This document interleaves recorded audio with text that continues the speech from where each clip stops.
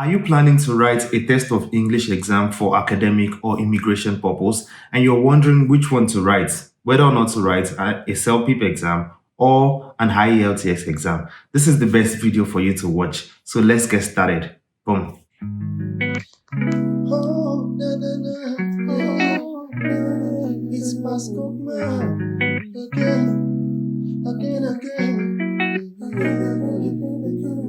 Hello and welcome to the Journey of a Ninja Boy. My name is Pascal Oke, or you can call me Pascali that you already know. This is the most anticipated video of the year. I'll be discussing about CELPIP versus the IELTS exam. So what is CELPIP and what is the IELTS exam? CELPIP, also known as the Canadian English Language Proficiency Index Program, is a test of English exam just like IELTS, which is also known as the International English Language Testing System. So today we're going to be comparing both exams and tell you which one based on my own experience. And as you know that this program is solely based on my experience, I'll be telling you which one is easier amongst the two and which one you should go for based on my own experience. And I'm going to tell you which one I wrote. Before we get started, click on the subscribe button, like this video and share it with your friends. I'm very sure that this video will be very useful to you and some of your friends that are planning on coming to study in Canada. Before we proceed, I would like to tell you that I have a gift for you if you would only subscribe to this channel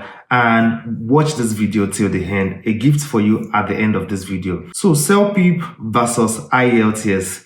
What do you need to know? First, I would like to say to you that both are tests of English exams and they are meant to test your English proficiency in 4 areas. The areas are your speaking, listening, reading, and your writing. Those 4 areas are the areas that they really want to test how good you are in English language. This is not a test of your human capacity or your technicality when it comes to other subjects or when it comes to general subjects, but this is just a test of English alone. That is the only thing that they want to test. They don't want to test how brilliant you are in school, how brilliant you are in chemistry, even though some of the questions might be chemistry related, might be geography related too, but they don't want to test any of that. They just want to test how good you are in English. So let's compare these two together and see. We will be comparing based on different things. The first thing we'll be comparing is the type that are available for both exams. In IELTS, we have the academic type and we also have the general training type of IELTS. So the academic is basically for anybody that is coming to come and study abroad, anywhere in Canada, in the UK, or in the US. If it is needed for them to confirm your proficiency in English language, you are expected to write an academic exam of the IELTS.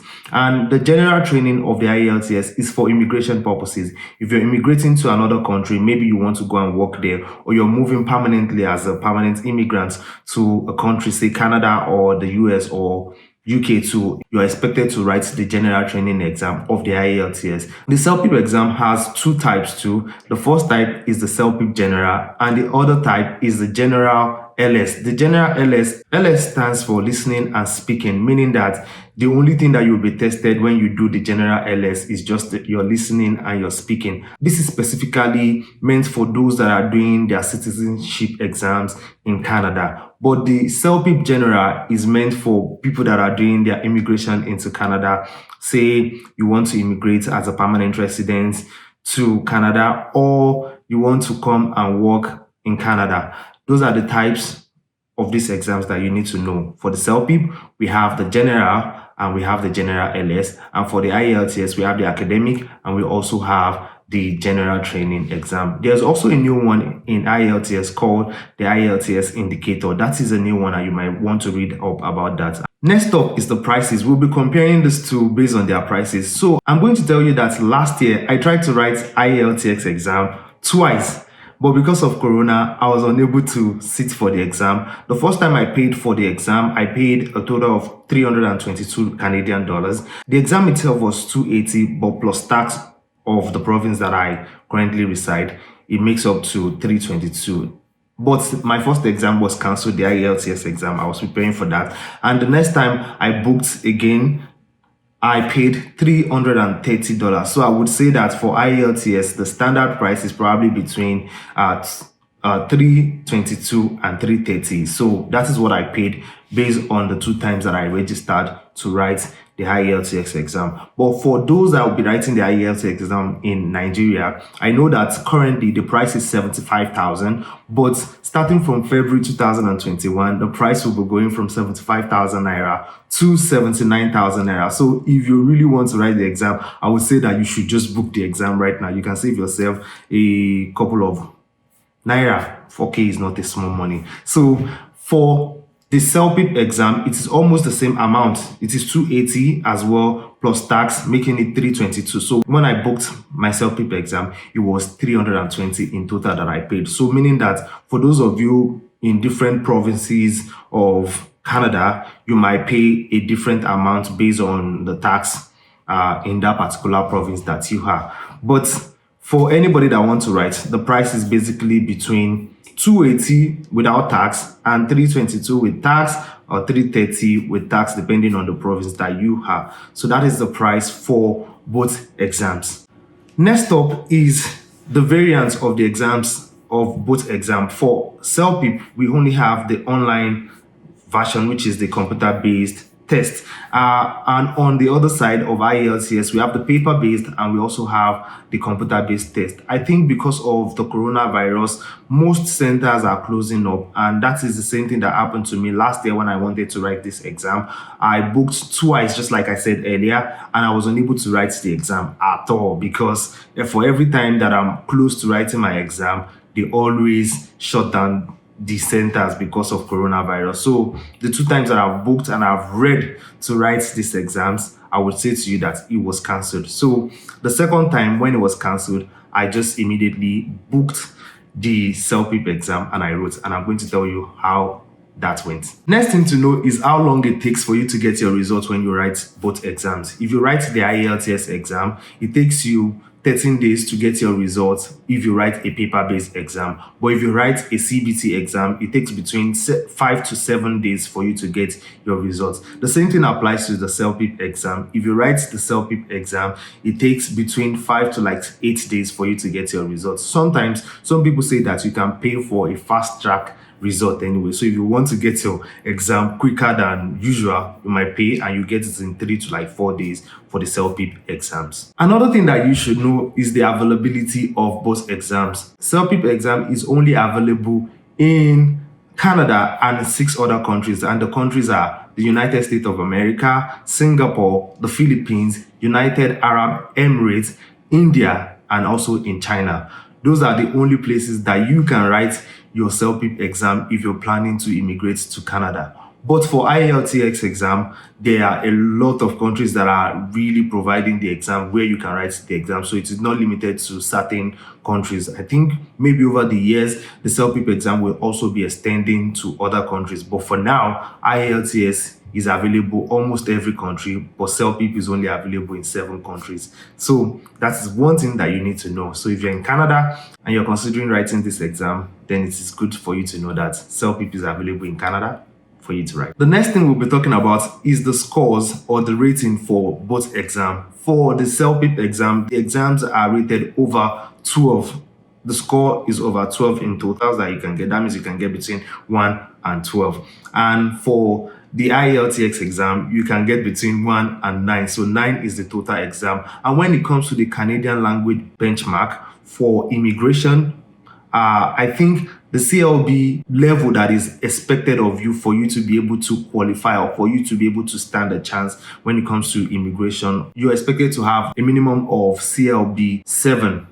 CLB 7 for you to stand a good chance. I know there are other provinces or there are other occasions whereby you can have below the CLB 7 for you to immigrate to Canada or for you to be able to submit an immigration application. So for you to achieve a CLB 7 in IELTS, you need to have scored 6.0 all round in all the areas of the exam, meaning that in your listening you must have at least 6.0, in your reading you must have at least 6.0, in your writing 6.0, and in your speaking you must have at least 6.0. The same thing applies in CELPIP. So for you to achieve a CLB of 7, you must have at least 7.0 in each area of the exams. So in listening, reading, writing, and speaking, you must have at least 7 over 12. So from that standpoint, you could actually tell that one is more better than the other, because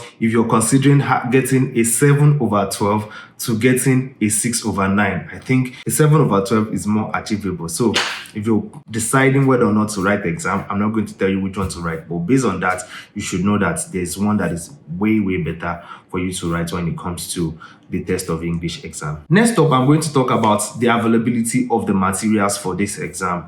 Majorly for the CELPIP exam, once you register for this exam, on your portal, you have access to certain exam questions or practice tests that you can always learn and see how those tests come, how the exams comes. You can test yourself, you can practice and practice over and again. And you can also buy more practice tests too as well. And another thing that I like with the CELPIP exam is that there is also like a basic training for the CELPIP exam itself, some basic things that you need to know when it comes to writing those exams, the listening exam, the speaking exam. They have certain very good videos for you to watch and you would really enjoy, and believe me, it is really helpful when it comes to writing the exam.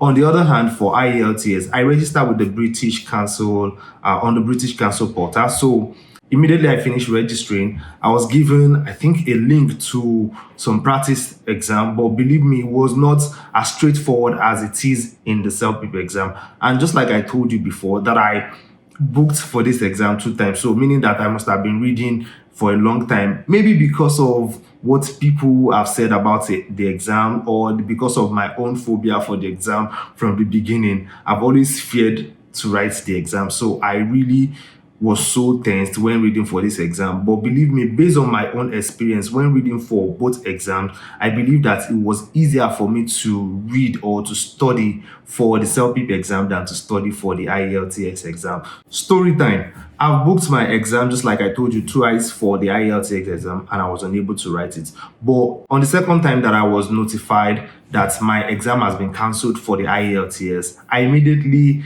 booked the next available time for the CELPIP exam. So what happened really is that I was meant to write my exam, say today is Wednesday, and I was supposed to write my IELTS exam on Saturday. I was notified today that my exam has been cancelled. So immediately I look up the next available time for the CELPIP exam, and the next available time was the following Wednesday, and I booked the exam. And I booked this exam based on the words of my friends that have taken the exam before, and they said that it was really easy to do. Even though I have some doubt, I was like, okay, maybe 1 week is too small for me to study for this exam. But then I booked this exam, and believe me, even within that 1 week, because I was working, I wouldn't say that I even studied for 1 week. But then when I went for the exam, I started with the listening exam. I was like, oh my God, I don't feel like I did this listening exam very well.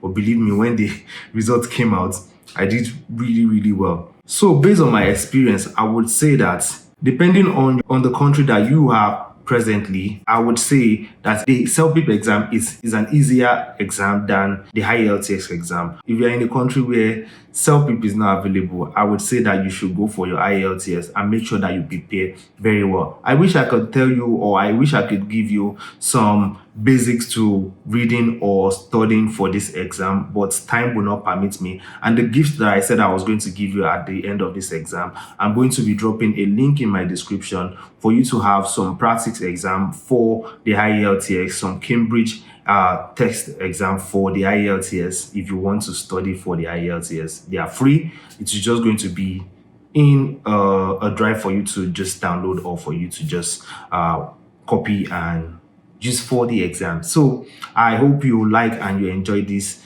short video of mine. Until next time that I meet you again, I still remain your host, and please do not forget to subscribe to my channel, like this video, and share with your friends. Till next time that I meet you again, I am Pascal, aka Pascali, that you already know. So take care. Bye.